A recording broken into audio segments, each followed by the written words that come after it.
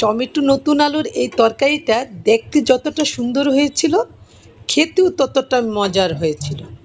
আমার পতির তো কালার দেখেই নাকি খিদে লেগে গিয়েছিল।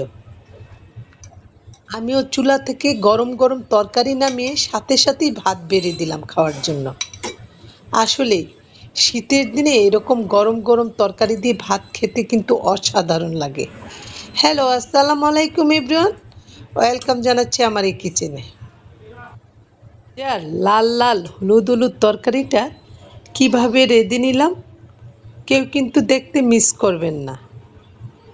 তাহলে চলুন রেঁধে নিই। আজকের তরকারিটা আমি ট্যাংরা মাছ আর দেশি কই মাছ দিয়ে রান্না করে নিব। মাছগুলিতে আমি আগেই লবণ মাখিয়ে রেখে দিয়েছি।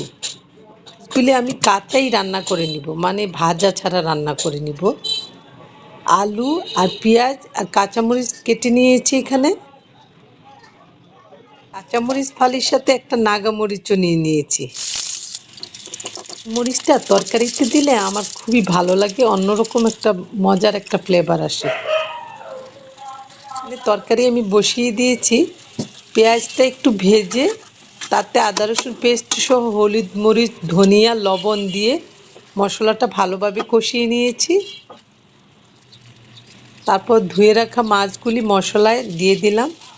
মাছগুলো আমি একটু ঢেকে কষিয়ে নিয়েছি।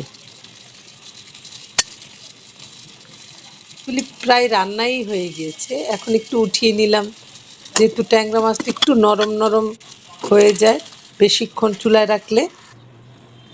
নতুন আলুগুলি মশলায় দিয়ে আমি ভালোভাবে আলুগুলি কষিয়ে নিয়েছি। মোটামুটি আলুটা সিদ্ধ হয়ে গেছে।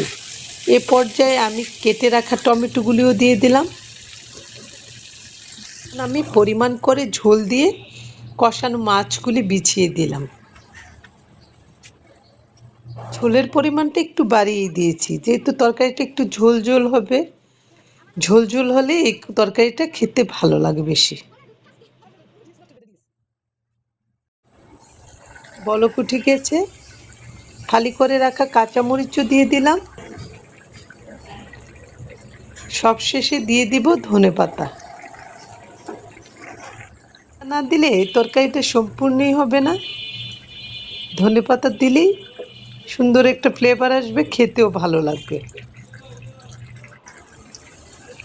সবুজ লাল আর হলুদ, কত সুন্দর একটা কালার এসেছে তরকারির। সবাই ভালো থাকবেন। ধন্যবাদ সবাইকে।